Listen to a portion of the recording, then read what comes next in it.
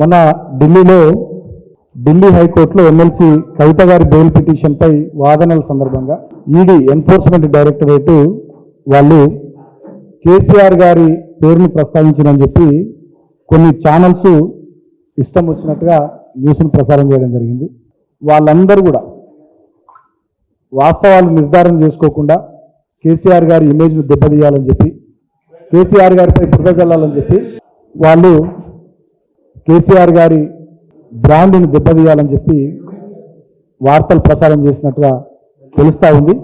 అటువంటి ఒక 16 న్యూస్ ఛానల్స్పై ఇవాళ బంజారాహిల్స్ పోలీస్ స్టేషన్ పరిధిలో, అదేవిధంగా ఫిలింనగర్ పోలీస్ స్టేషన్ పరిధిలో, జూబ్లీహిల్స్ పోలీస్ స్టేషన్ పరిధిలో, తర్వాత పంజాగుట్ట పోలీస్ స్టేషన్ పరిధిలో కంప్లైంట్ ఇవ్వడం జరిగింది.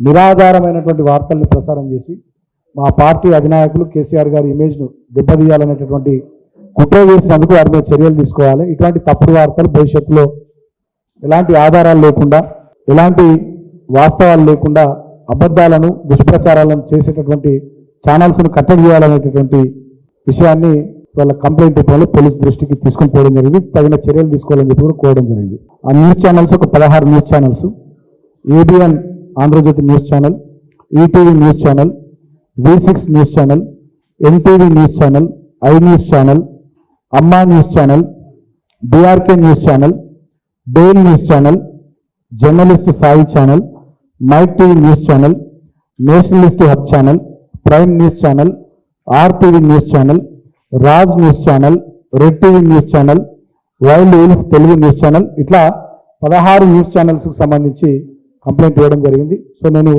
ఆయా న్యూస్ ఛానల్స్ యాజమాన్యాలకు, రిపోర్టర్లకు విజ్ఞప్తి కోరుతా ఉన్నా.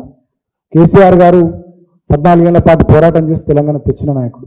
10 సంవత్సరాలు 2 టర్ములు తెలంగాణ ప్రజల ఆశీర్వాదంతో అద్భుతంగా తెలంగాణ ప్రజల సంక్షేమం, అభివృద్ధి కోసం కష్టపడి నిరంతరం తపన కొద్ది పనిచేసినటువంటి నాయకుడు. ఒక 50 సంవత్సరాల పాటు, సుమారు 5 దశాబ్దాలకు పైగా భారత రాజకీయాల్లో, అదేవిధంగా ఉమ్మడి ఆంధ్రప్రదేశ్ రాష్ట్ర రాజకీయాల్లో, తెలంగాణ రాష్ట్ర రాజకీయాల్లో తనదైన పాత్ర పోషించినటువంటి వ్యక్తి.